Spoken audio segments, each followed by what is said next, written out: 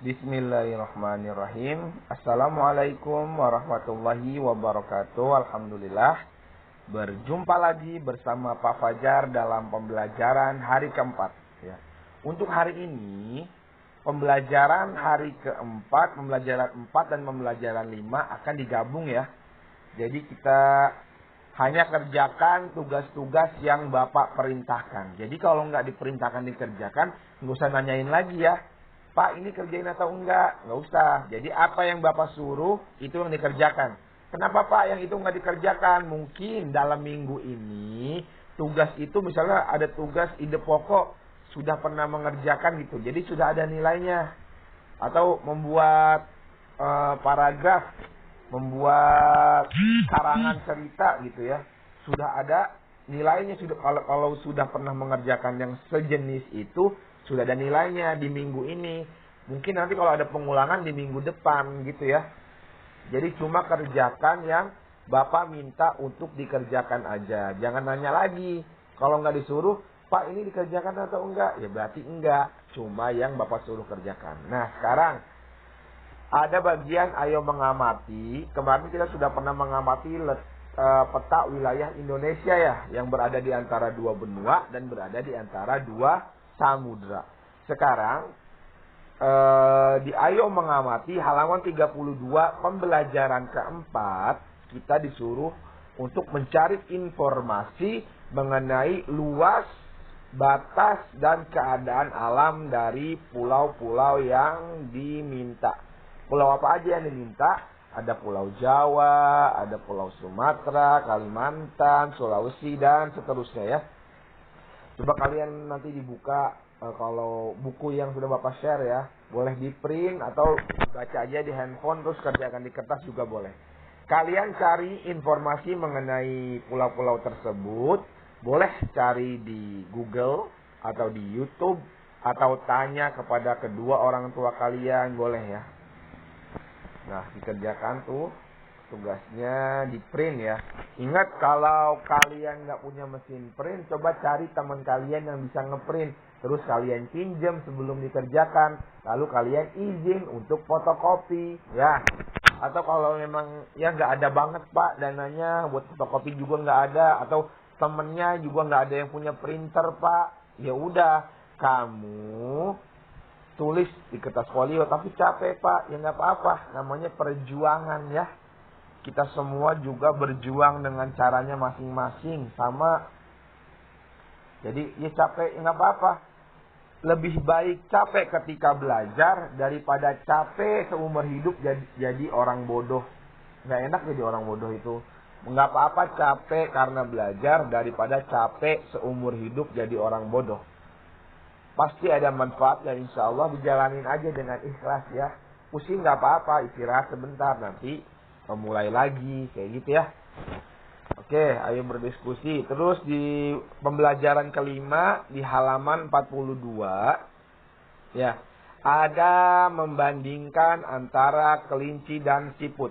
Nah, kemarin di teks yang sudah pernah kita bahas itu ada penjelasan bahwa kelinci adalah hewan vertebrata.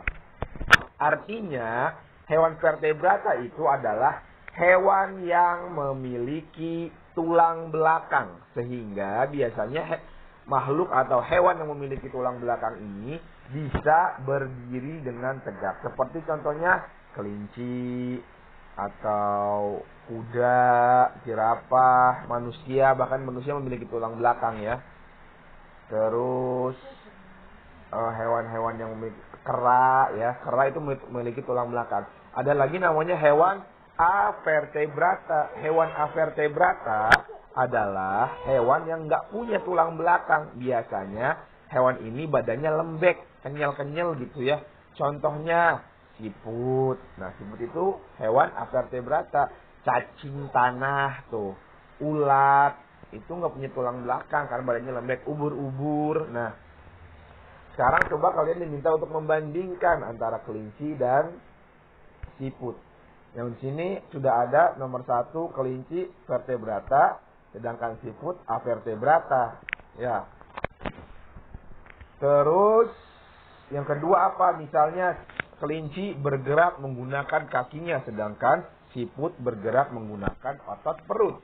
Kelinci tinggal di dalam tanah, sedangkan siput tinggal di dalam cangkang. Nah, dan seterusnya kalian isi ya. Terus di bagian ayo berkreasi dijelaskan nih, gambar ilustrasi itu ada beberapa jenis. Di antaranya realis, karikatur, kartun, dan dekoratif.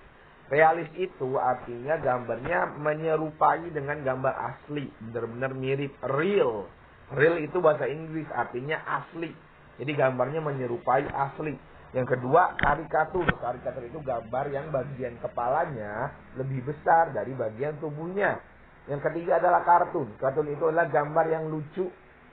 Biasanya gambar-gambar imut. Tokohnya kadang-kadang itu dari hewan yang dibuat seolah-olah mirip dengan manusia. Contohnya Doraemon. Doraemon itu kan kucing ya, tapi dibuat seolah-olah seperti manusia. Ada juga kartun itu yang memang manusia, tapi bentuk tubuhnya tidak persis seperti manusia ya. Apakah matanya lebih besar, apakah hidungnya lebih besar, apakah dagunya yang lancip, atau bentuk wajahnya yang tidak seperti manusia tapi seperti manusia. Gimana tuh? Jadi ya kayak gitulah gambar kartunnya. Yang keempat, gambar dekoratif. Dekoratif itu di sini penjelasannya gambar yang disajikan dengan mengubah bentuk objek aslinya namun tanpa menghilangkan ciri-ciri khasnya. Jadi dia sebenarnya nih gambar burung. Dia nggak mirip-mirip banget, tapi kita tahu itu burung. Ada gambar bunga, dia nggak mirip-mirip banget kayak bunga, tapi kita tahu itu bunga, gitu loh. Ya. Terus kalian tugasnya adalah di pembelajaran kelima ini membuat gambar. Tadi tugas di pembelajaran 5 yang pertama membandingkan, yang kedua membuat gambar ilustrasi tentang siput bukan hewan lemah. Jadi kamu gambar ya, gambar siput.